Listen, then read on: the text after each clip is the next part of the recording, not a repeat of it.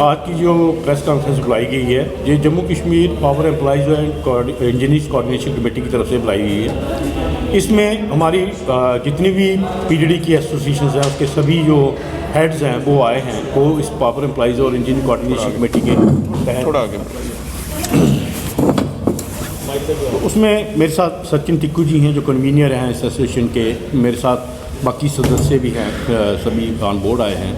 तो हमारा यह मेन मकसद है आज की प्रेस कॉन्फ्रेंस बुलाने का कि जैसे कि आपको मालूम ही है कि पिछले महीने हमारा एसोसिएशन की जितने भी लोग थे वो नो वर्क पे स्ट्राइक पे चले गए थे। तो जब नो वर्क की स्ट्राइक पे सरकार ने पहले जितने भी हमें नोटिस देते थे सरकार ने उनको अनदेखा करते हुए कोई सीरियस अप्रोच नहीं ली थी, जिसकी वजह से हमें ये नो वर्क पेन डोल जो स्ट्राइक करनी पड़ी थी।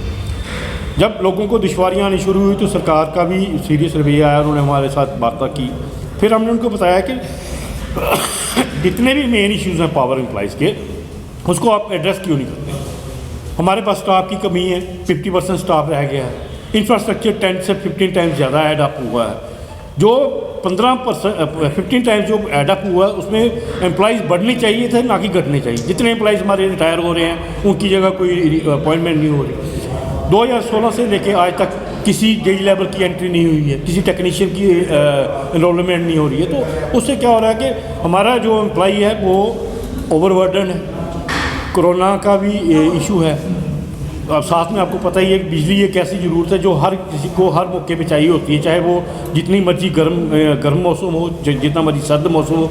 जैसा कि आपको पिछले दिनों देखा ही है कि जितनी बर्फबारी के बावजूद हमारे जितने भी फील्ड स्टाफ थे, चाहे डेली वेजर थे या टेक्नीशियन लोग थे, चाहे इंजीनियर्स लोग थे, उन्होंने दिन रात एक करके इस सिस्टम को मेंटेन किया और घर घर बिजली पहुंचाई। जब हमारा एम्प्लॉई इतना बरसक जोर करता है, भरपूर प्रयत्न करता है आपको पूरी सेवाएं देने के लिए, तो जो उसके हक हैं सरकार को वो भी तो मानना चाहिए। सरकार उनको क्यों अनदेखा करती है? जो हमारे डेली वेजर पिछले 20-22 साल से डेली वेजर चले जा रहे हैं, क्या उनका परिवार है, उनके बच्चे हैं, उनको एक महज आप डेली बेसिस पे ही रखते जा रहे हैं, ये गलत बात है। इसको सरकार को इनको पक्का करना चाहिए। दूसरा जो रेगुलराइजेशन है, जितने हमारे इंजीनियर्स प्रमोशन लेते हैं, अगर वो जेई से आगे जाता है ओपीजी में उनको प्रमोट कर दिया जाता है, तो जब वो रिटायर होता है वो ज़्यादा से ज़्यादा जेई या एक ही स्केल में रिटायर होता है, चाहे वो चीफ इंजीनियर क्यों ना रिटायर हो, उसकी रेगुलराइजेशन नहीं हो रही है। प्रमोशंस हैं, इतने पोस्टें वेकेंट पड़ी हुई हैं, चाहे SC लेवल पे, चीफ लेवल पे,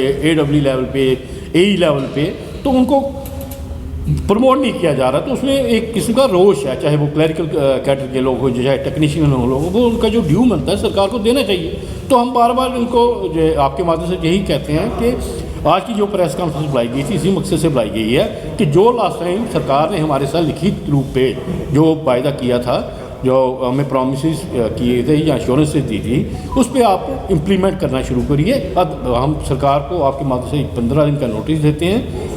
हमारा तो यही रहेगा कि हम एजुकेशनल पाथ पे ना जाएं, ना ही हमारी ये कोशिश रहती है, कभी हम ऐसा सोचते भी नहीं, लेकिन जब कोई बड़ा मजबूर करेगा तो फिर हमारे पास कोई दूसरा हल भी नहीं रहता। सर जी, अगर जिस तरीके से सरकार ने आपकी पूरी मांगी थी जबकि आप धरने पे थे, पूरी मांगे मानने के बाद आपको धरना आपको उठवा दिया गया था, लेकिन क्या आपको लगता है कि सरकार आपकी मांगे नहीं मान रही है? और अगर नहीं मान रही है तो आने वाले समय में आपका क्या स्टेप रहेगा?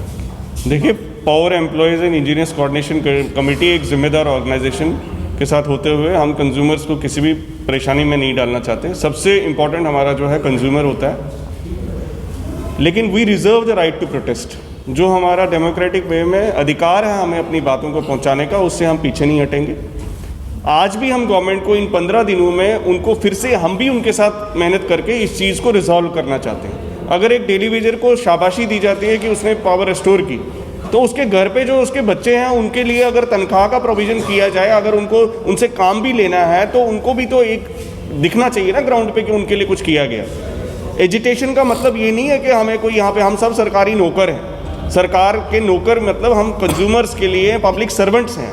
हमें उस चीज़ को हम अपनी जिम्मेवारी से पीछे नहीं हट रहे हैं, इसलिए हम गवर्नमेंट को कह रहे हैं। लेकिन अगर आप हर एक IAS ऑफिसर, हर एक IPS ऑफिसर, हर एक ब्यूरोक्रेट अपना ग्रेड जो है टाइम से पहले इंश्योर करा लेते हैं, तो हमारे लोग जो हैं जिनकी रेगुलराइजेशन 20 साल से नहीं हो रही है, जिन इंजीनियर्स की प्रमोशन 15-15 साल से नहीं हो रही है, उन लोगों की बात कौन करेगा? क्या ये समाज के 20,000 लोग नहीं हैं? इनके साथ जुड़ी हुई 1 लाख फैमिलीज़ नहीं हैं? अगर आप उन सब लोगों को दरकिनार करके उम्मीद करते हैं कि हम लोग शांति से घर में बैठ जाएं, तो ऐसा पॉसिबल नहीं है। काम करना हमारा धर्म है, अधिकार है, और प्रोटेस्ट और डेमोक्रेटिक वे से अपनी बात रखना ये भी हमारा अधिकार है।